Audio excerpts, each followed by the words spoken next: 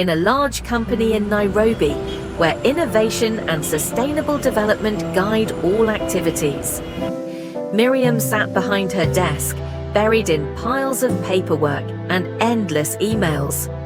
The afternoon sun streamed through the windows, but she hardly noticed, as her time was consumed by contracts, meetings, and business strategies awaiting execution.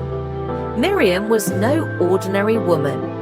At 30, she was already the CEO of one of the largest tech companies in Africa, with millions of dollars in assets and a stellar reputation. But behind that perfect picture was another story. Miriam had no personal life, no family of her own, no time to meet friends, and hardly any time for herself.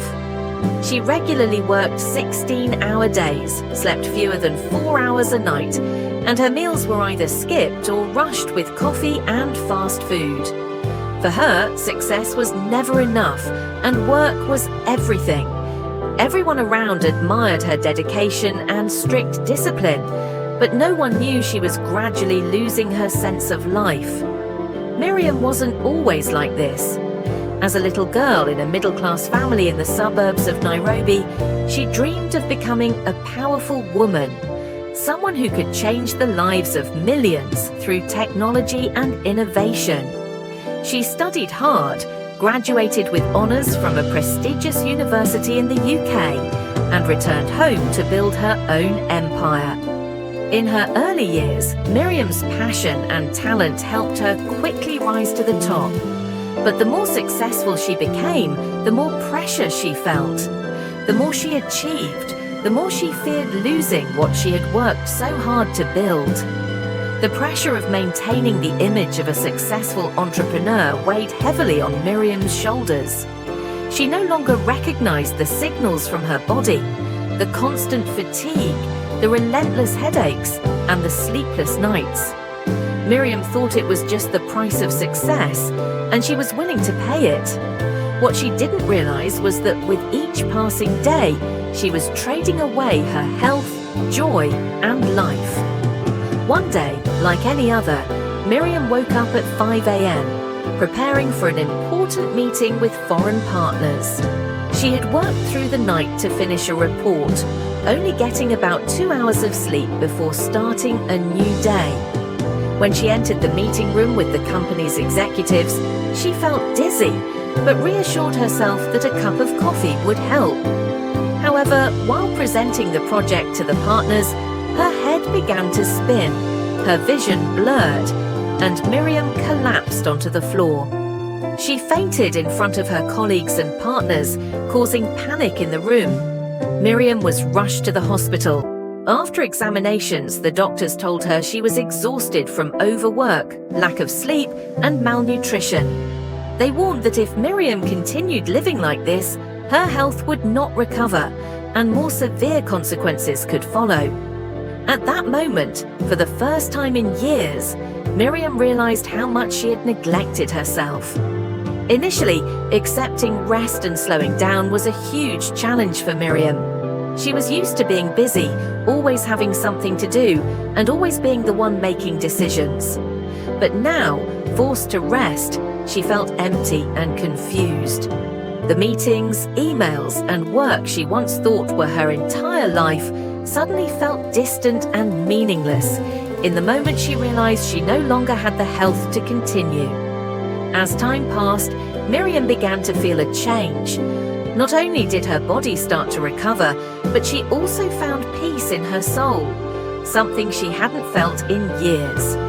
The long, sleepless nights were now replaced by deep, restful sleep. The quick meals and black coffee were replaced by balanced and nourishing food. And instead of rushing into new projects, Miriam learned to appreciate the quiet moments in life. After her recovery, Miriam returned to work, but this time she was different. She no longer forced herself to work 16-hour days. Instead, Miriam learned to delegate tasks, trust her team, and manage her time more effectively. She also started participating in social activities, encouraging other entrepreneurs to take care of their health and balance work with life. Miriam understood that success wasn't just about money and fame. It was also about taking care of oneself and living a meaningful, fulfilling life. She became a leader admired not only for her career, but also for her resilience and how she overcame challenges to rediscover herself. Miriam returned to her company with a renewed spirit, but she remained a determined and ambitious woman. However, this time she no longer focused solely on profit and personal growth, but also on creating a healthy work environment for her employees. One of her first initiatives was to establish flexible working policies. Employees were allowed to work remotely and have flexible hours, as long as their work was effective.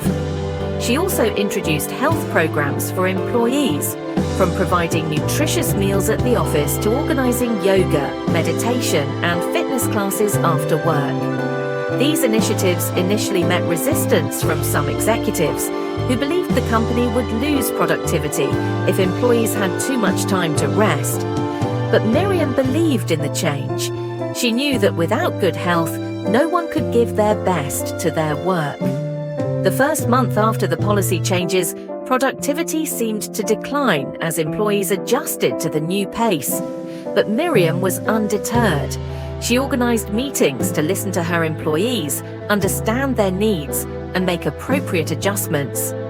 After a few months, work efficiency began to soar. Employees were happier, less stressed, and as a result, creativity and productivity skyrocketed. Miriam realized that when people are well taken care of, they contribute more and bring long-term value to the organization. She also began sponsoring projects supporting young women entrepreneurs, especially in the technology sector. She deeply understood the importance of helping the younger generation, particularly women who faced difficult circumstances but had great potential.